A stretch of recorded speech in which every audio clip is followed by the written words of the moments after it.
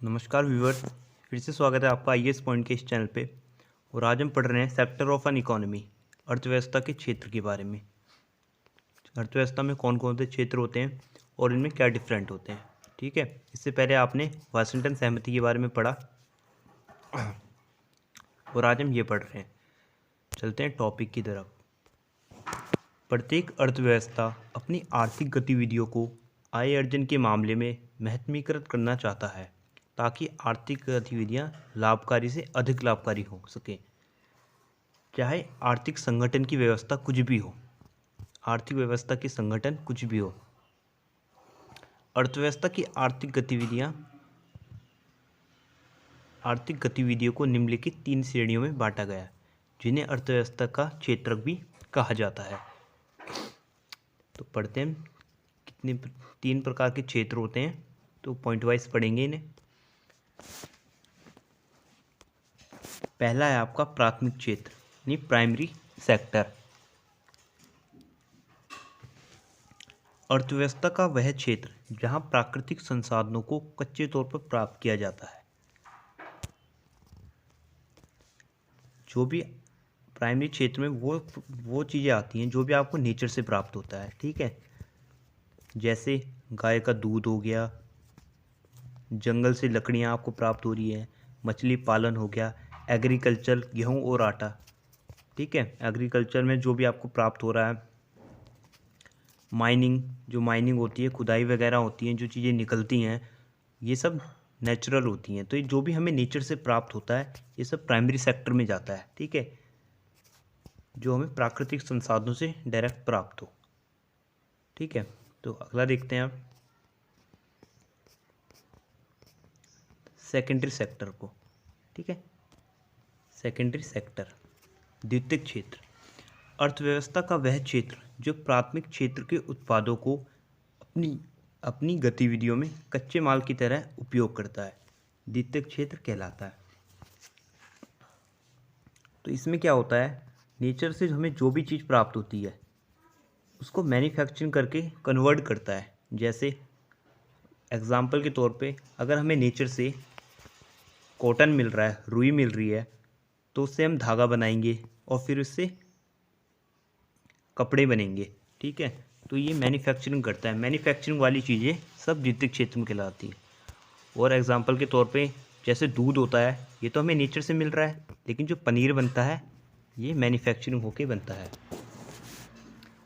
ठीक है, और गन्ना, ये तो हमें नेचर से मिलता है, लेकिन जो हम इसका चीनी या गुड़ बनाते हैं वो सेकेंडरी क्षेत्र में आता है। ठीक है, तो अर्थव्यवस्था का वह क्षेत्र जो प्राथमिक क्षेत्र के उत्पादों को, यानी प्राथमिक क्षेत्र से हमें जो भी चीज़ें मिल रही है, अपनी गतिविधियों में कच्चे माल की तरह उपयोग करता है, वो द्वितीयक क्षेत्र कहलाता है। ठीक है, प्राथमिक क्षेत्र की चीज़ों को जो मैन्युफैक्चरिंग करके चेंज कर देता है, उपयोगी बना देता है, वो द्वितीयक क्षेत्र कहलाता है। इसमें एग्जाम्पल भी दिए गए हैं, लोहा एवं इस्पात उद्योग, वस्त्र उद्योग, वाहन, बिस्किट, केक इत्यादि। वास्तव में इस क्षेत्र में विनिर्माण का कार्य होता है। देखिए, मैन्युफैक्चरिंग का कार्य होता है। यही कारण है कि इसे औद्योगिक क्षेत्र भी कहा जाता है। ठीक है, इसे इंडस्ट्रियल सेक्टर भी कहा जाता है क्योंकि इसमें मैन्युफैक्चरिंग का कार्य होता है। ठीक है, तीसरा देखते हैं हम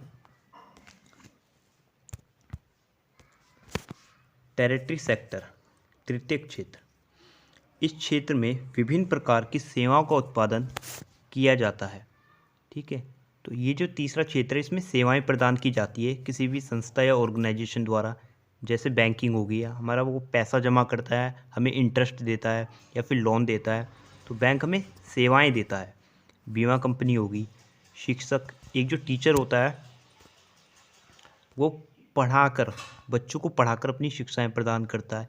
एक चिकित्सक जो होता है, वो डॉक्टर जो होता है, वो लोगों का इलाज करके अपनी सेवाएं प्रदान करता है। पर्यटन, जो भी गाड़ियां होती है या जहाज़ जो हमें इधर से उधर यात्रा करवाते हैं, तो ये भी हमें सेवाएं प्रदान करती है। एक और, जो आपके मोबाइल हैं, जो आप फ़ोन इंटरनेट यूज़ कर रहे हो, इनकी जो कंपनियां हैं ये हमें इंटरनेट देकर हमारी हमें सेवाएं देती हैं, तो तृतीयक क्षेत्र को सेवा क्षेत्र भी कहा जाता है। तो तृतीयक क्षेत्र में जो भी सेवाएं हमें मिलती हैं वो सब आती है। आगे देखते हैं हम अर्थव्यवस्था के प्रकार। ठीक है, टाइप्स ऑफ इकोनॉमी। ठीक है, किसी अर्थव्यवस्था में उनके क्षेत्रों का सकल आय में क्या योगदान है और कितने लोग उन पर अपनी आजीविका जीवन यापन के लिए निर्भर हैं, इन बातों के आधार पर अर्थव्यवस्थाओं का भी नामकरण होता है।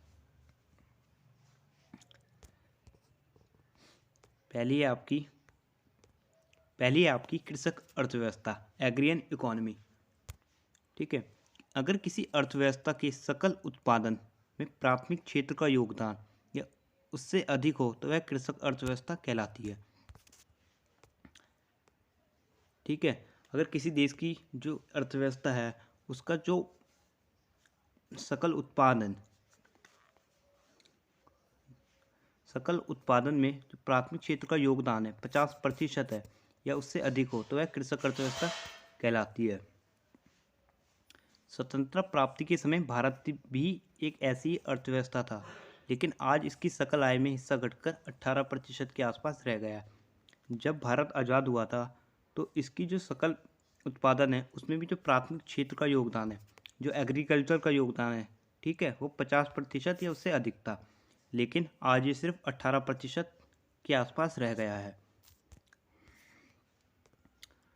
इस दृष्टिकोण से भारत एक कृषक अर्थव्यवस्था नहीं लगता, लेकिन आज भी इस क्षेत्र पर भारत के लगभग 49% लोग अपनी आजीविका लाइवहुड के लिए निर्भर हैं। यह एक विशेष परिस्थिति है जहां सकल आय में प्राथमिक क्षेत्र का योगदान जिस अनुपात में घटा है, आजीविका के लिए इस पर लोगों की निर्भरता उसी अनुपात में नहीं घटी है। जो भारत के लोग थे वो जब भारत आज़ाद हुआ था 1947 में, तब एग्रीकल्चर पर लोगों की 50% भूमिका थी। ठीक है, मतलब 50% का योगदान था एग्रीकल्चर का भारत की इकोनॉमी में, भारत की अर्थव्यवस्था में। ठीक है, लेकिन आज ये योगदान घटकर 18% के आसपास रह गया, लेकिन 49% लोग आज भी एग्रीकल्चर पर डिपेंडेंट है, जबकि इसका योगदान 18% रह गया। तो यह एक विशेष परिस्थिति है। जनसंख्या का एक क्षेत्र से दूसरे क्षेत्रों की ओर हस्तांतरण नहीं हुआ है। ठीक है, दूसरी देखते हैं हम औद्योगिक अर्थव्यवस्था, इंडस्ट्रियल इकोनॉमी। एक ऐसी अर्थव्यवस्था में उसकी सकल आय में द्वितीयक क्षेत्र का हिस्सा 50% या इससे अधिक रहता है तथा इसी अनुपात में इस क्षेत्र पर लोगों की निर्भरता भी रहती है। पूरा का पूरा यूरोप इस स्थिति में रहा है। यह एक ऐसी अर्थव्यवस्था है जिसकी सकल आय में द्वितीयक क्षेत्र का हिस्सा 50% से अधिक रहता है, तो वह औद्योगिक अर्थव्यवस्था कहलाती है। जो पूरा का पूरा यूरोप और अमेरिका है वह इस स्थिति में रहा था जब उन्हें औद्योगिक अर्थव्यवस्था का नाम दिया गया था। यह स्थिति भारत में अभी तक नहीं आई। न तो द्वितीयक क्षेत्र का योगदान इस स्तर तक बढ़ा है, ना ही इस पर जनसंख्या की निर्भरता ही बढ़ी है।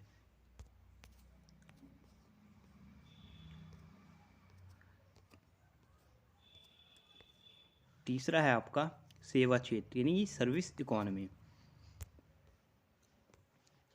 ऐसी अर्थव्यवस्था जिसके अंतर्गत सकल आय में तृतीयक क्षेत्र का योगदान 50% या उससे ज़्यादा होता है, उसे सेवा अर्थव्यवस्था कहते हैं।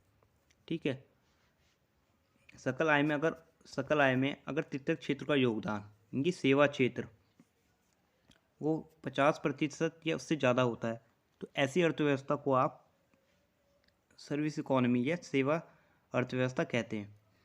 ऐसी अर्थव्यवस्था को अपनाने वाले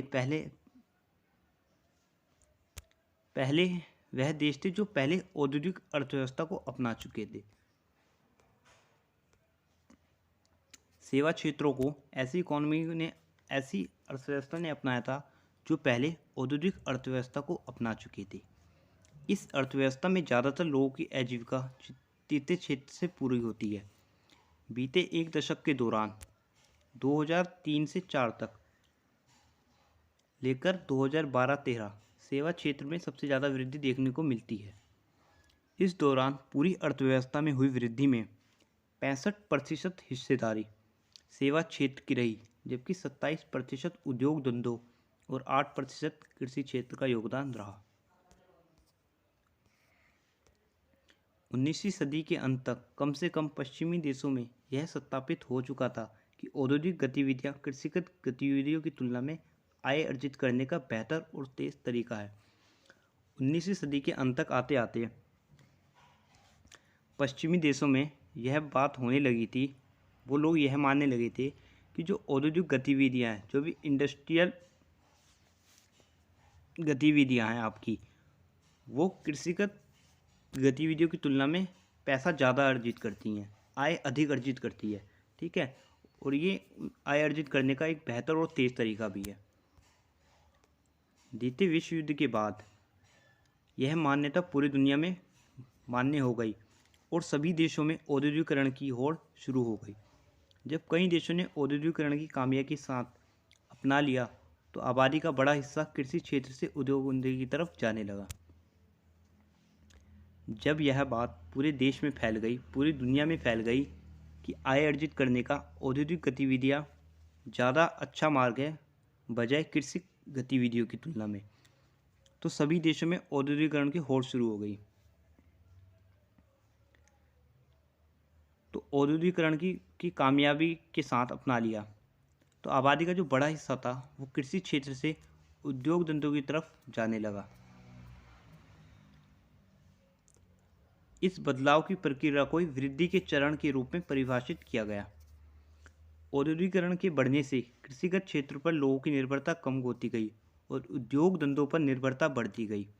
ठीक इसी तरह का बदलाव उद्योग धंधों से सेवा क्षेत्र के रूप में बदलाव करने के दौरान नजर आया। सर्विस सेक्टर पर निर्भर आबादी को औद्योगिकरण के बाद के दौर की आबादी माना गया और इसे सर्विस सोसाइटीज़ के रूप में भी मान्यता मिली। पूरे यूरोप और अमेरिका में कुल उत्पादन का 50% हिस्सा सेवा क्षेत्र से आ रहा था